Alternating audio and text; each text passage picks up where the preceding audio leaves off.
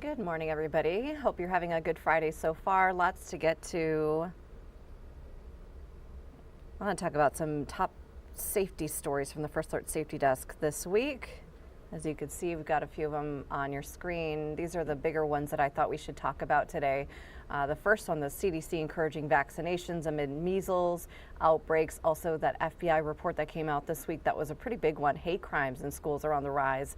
And then the top consumer complaints in Wisconsin from 2023, that just came out as well. I'm looking for the live stream here on WBAY, so I can share it on my own professional page, Aisha Morales, WBAY. In case you want to say hello, let me know where you're watching from, and we can get started. You could say hello, tell me where you're watching from, what you're doing this weekend, and then we'll get started with chatting about these stories this morning.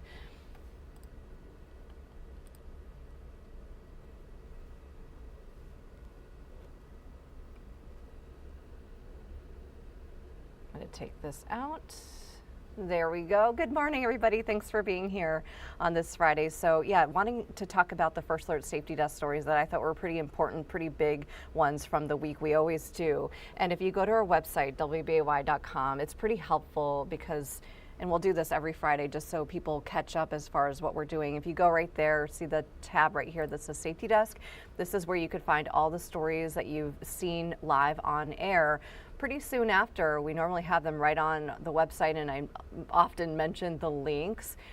So like for example, today we talked about this Quaker Oats expansion of the granola bar recall, and you can click the link right here, QuakerRecallUSA.com, pretty easy, and you could see all of the products that were recalled. So that's pretty helpful and useful. But the first one that I want to talk about is the measles story from this week, the CDC saying that measles cases are on the rise. We kind of knew that already, and I think we've been reporting on that. But with this particular report, they are reminding people how important it is to get vaccinated. And so just reading a little bit from my story this week, this was on the 29th, again, encouraging vaccinations.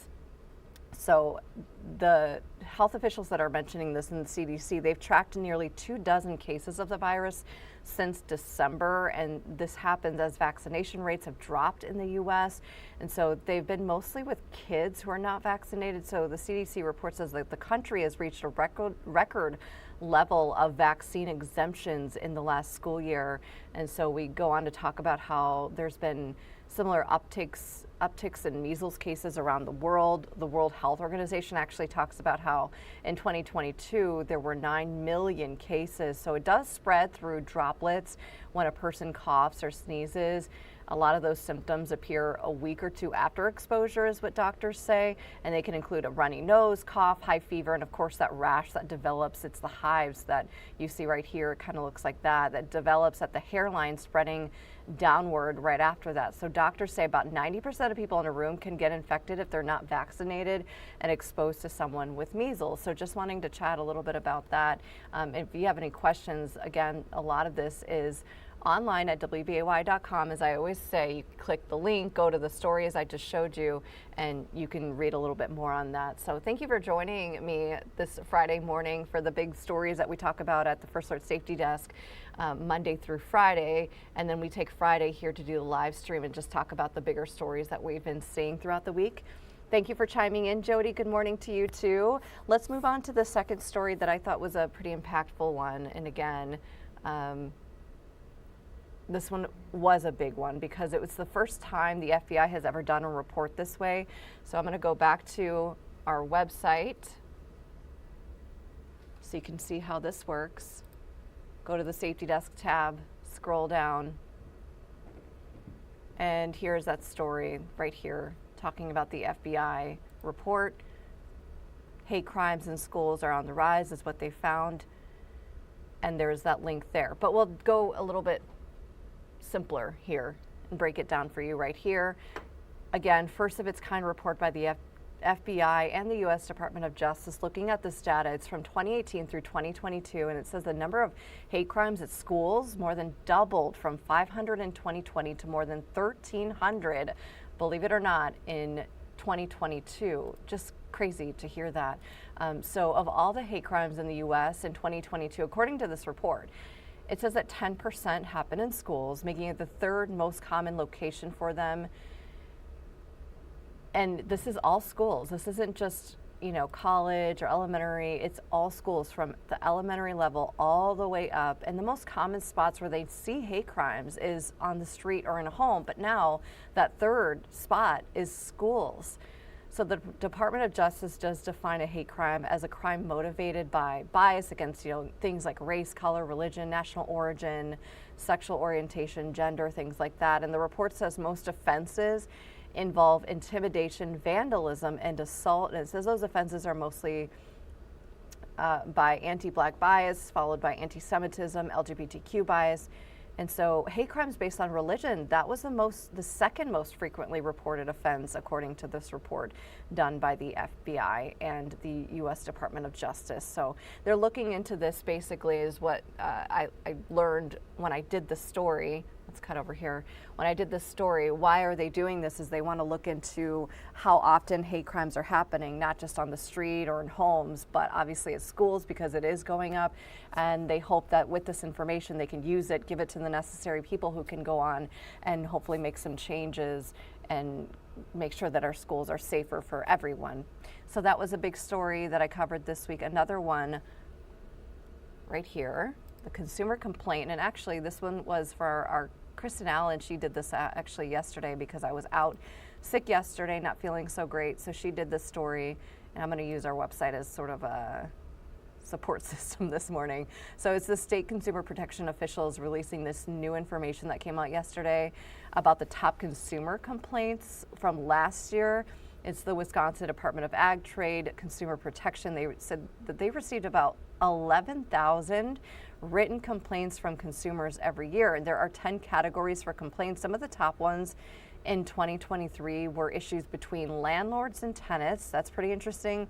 A large number of them involving security deposit returns. Another top one on the list was telemarketing. There was a lawsuit against a company actually accused of placing 157 million calls to Wisconsin phone numbers that were on the do not call list.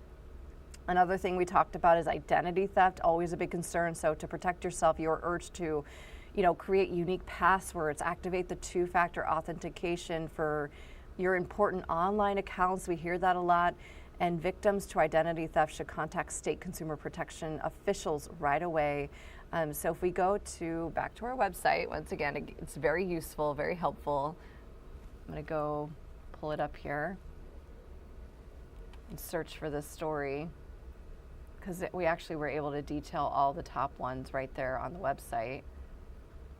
Right here. You scroll down and you could see the top 10 right there. So we talked about landlord-tenant issues, telemarketing, there's home improvements on there, motor vehicle repair, all the way down to motor vehicle accessories. So if you want to read through that a little bit, you can. And to submit consumer complaints, we have a link right here, because that's the really big thing that they want you to do, is to be able to submit those reports. And you could do that plain and simple right here. You can also call if you have any questions. So that is pretty helpful to know. But those are the top three. Again, this morning I did the story about the Quaker Oats recall. That was a pretty big deal. We also talked about a recall on certain vacuum cleaners. So if you have a Bissell vacuum cleaner, click here so you could check to make sure it's not one that you have at home. And if it is, you'll want to contact Bissell, because they'll tell you what to do with the battery, because it says that there's a fire risk with the battery itself. There's been several cases where the battery pack caught fire. So you want to do this, click here, check the recall list, and you could put in what yours has, the number, the model number, and confirm whether or not it's one that you have at home. So that is pretty useful, just to be on the safe side if you're going to do any cleaning this weekend, or pretty soon some spring cleaning. But those are the big stories. And again, we do these Monday through Friday during Action 2 News this morning. And we talk about the big safety stories. And if you have any ideas as well, I get several from the community about things that are going on. Just let me know. You can contact me right on Facebook or via email, which is right on the Facebook page as well, Aisha Morales, WBAY. But thank you very much for saying good morning to you, Jody and Samantha. good morning. I think you said good afternoon. It's a little bit early here, at least I don't know where you're watching from, but appreciate you tuning in and checking these out. If you have any questions, again, with any of those stories, right on WBAY.com. Otherwise, we're going to have another check of some more safety stories on Action 2 News mid-morning, here coming up at 9 a.m. and at noon. Otherwise, we will see you on Monday. Have a great day. Thanks for being here.